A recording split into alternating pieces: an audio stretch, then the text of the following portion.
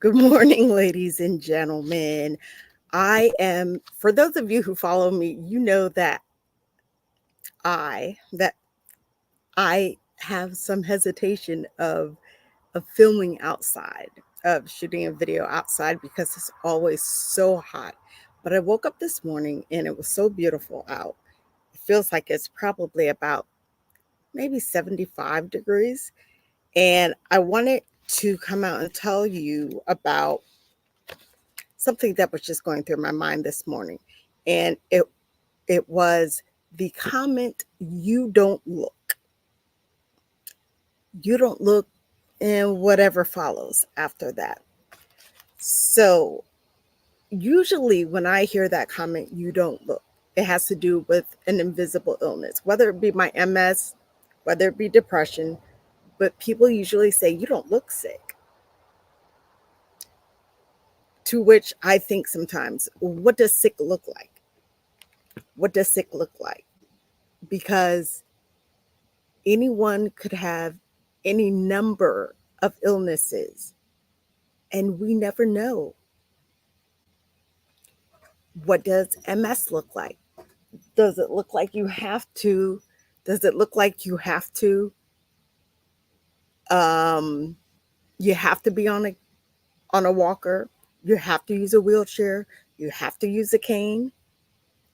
And if if you do use a cane, do you have to use the cane every day?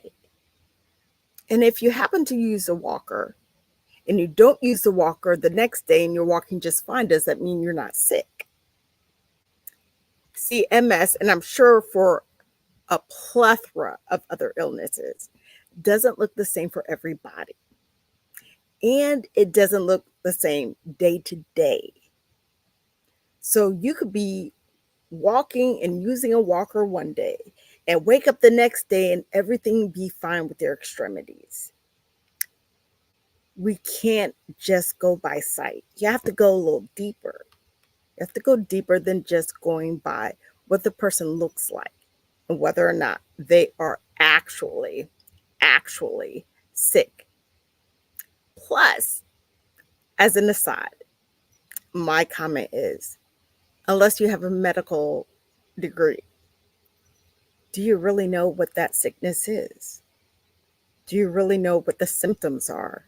Do you know how the person is doing day to day? So we have to question ourselves sometimes about whether or not we are asking the right questions when we're supposed to ask those questions. Are we asking the questions at all? You need to look a little deeper.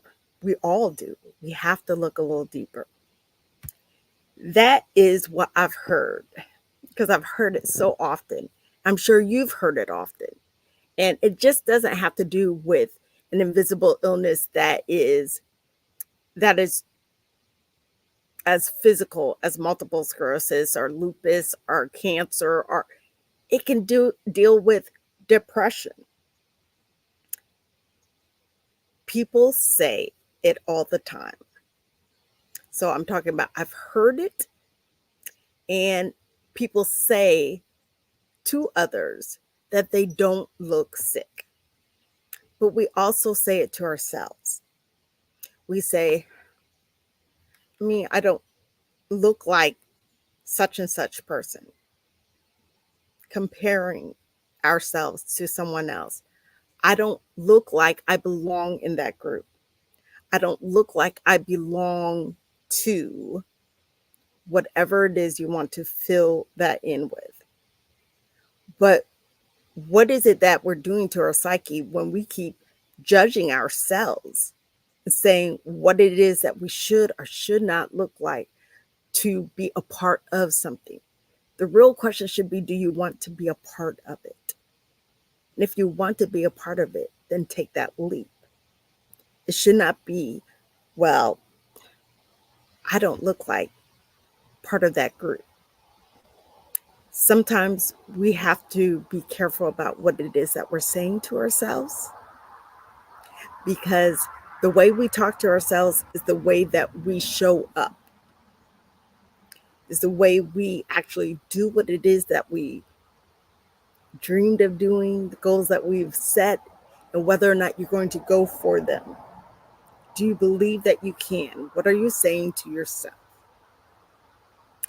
You look like, or I look like, or you don't look, or I don't look. And live it kind of has a lot to do, or it goes back to saying it. Live it as in reinvent yourself. So, say you say to yourself, you don't look like you belong to that group. If you want to belong to them, then reinvent yourself if you have to do that. Do whatever it takes to be whatever it is you want to become. Originally, when I thought about you don't look, I want to say that the first thing that came to my mind was you don't look sick. Because oftentimes people want to say you don't look sick. We it's almost an epidemic, guys. We're talking about only talking to people when they look a certain way, or only asking them if they're okay if they look distraught, or only checking on people if it looks like something's wrong. We've got to take the opportunity and take the chance to go ahead out there and ask people. When you say, how are you doing? Are you really asking them how are they doing? Do you really want to know? How about being that person who listens to what they say or digs a little deeper? Sometimes we dig a little deeper on the products that we're going to buy than we do with the people that we are in contact with every day. We don't even know how people are doing because we don't ask. We just assume by the way they look. And I'm not just talking about you, I'm talking about myself as well. There was a gentleman that I was dating, and I always read his face. I always read his face, and he never looked like he was happy or joyful or this, but he was fine. He was fine. And it didn't appear on his face. I've been told that several times about people that you can't read my face and go by that as to how I feel. We have to dig a little deeper. We have to dig a little deeper. Before I go, I want to tell you this. Not too long ago, and you'll have to look this up, but if you heard, and I believe it was in Tennessee, that John Bon Jovi was shooting a video, and there was a woman on the side of the bridge, and she was about to jump, and she was hopeless. She did not feel like there was any reason or anything to live for. And he and someone else that was part of his team walked over to her and talked to her. And they talked her off of the bridge. They talked her off of the bridge.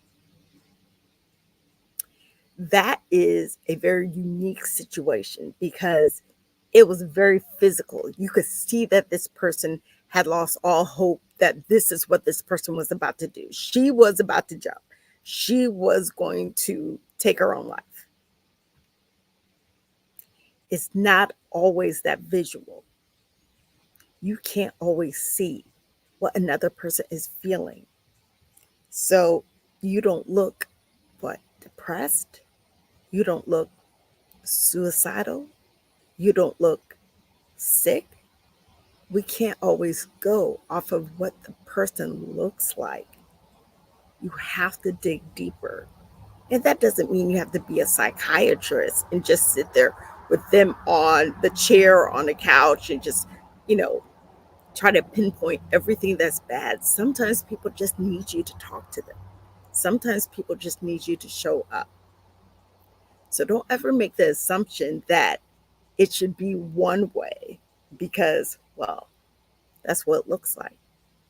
Dig a little deeper and see how the other person is doing. Talk to you guys soon. Bye.